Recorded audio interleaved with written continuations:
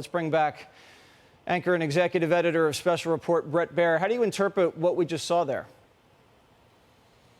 Yeah, Jesse, I agree with you. Military-to-military contacts resuming. That was what he led with, as well as the counter-narcotics and some sort of agreement on fentanyl, although we didn't get a lot of specifics.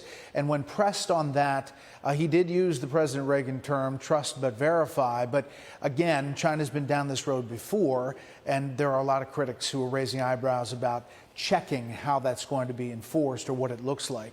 You know, he did talk a little bit more about Hamas and the use of that hospital for a command center, the talk and continued talk with Qatar to try to get hostages out. At one point, he seemed to look towards the Secretary of State, and maybe the Secretary of State was raising his eyebrows or something, saying, "You're saying too much." And he kind of pulled back from what he was talking about, but clearly going down the road of working with Arab countries in some way, shape, or form. That may include Saudi Arabia, UAE, others in a post Israel and Gaza situation. We really didn't get a lot from the internal operation of this 4-hour meeting, besides that top line, which we kind of already knew going into this press conference, as we were talking about before. As I mentioned before, right now, President Xi is going to a dinner with American CEOs, including Tim Cook from Apple and others, Larry Fink. And I think they're going to be asking for more, money, more interaction with American companies.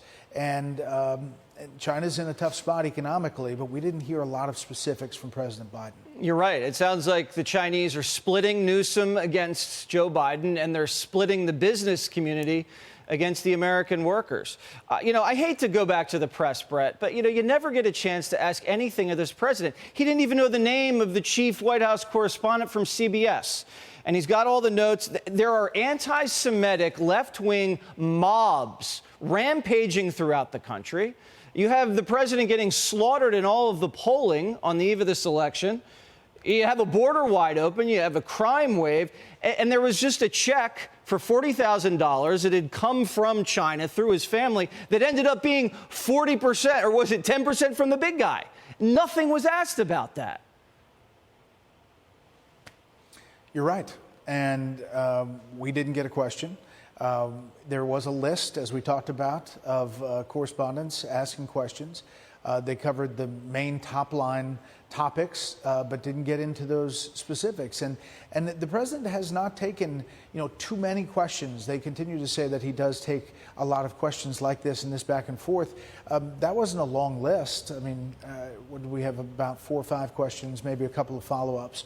But those topics that you're talking about have only been asked in the briefing room and not answered, and not asked to this president. Yeah, that's no way to conduct yourself as president, and that's definitely not the way to run for president, because I don't think he can keep up that kind of denial going into the next year. Brett, thank you so much, and we'll see you tomorrow. Hey, Sean Hannity here. Hey, click here to subscribe to Fox News YouTube page and catch our hottest interviews and most compelling analysis.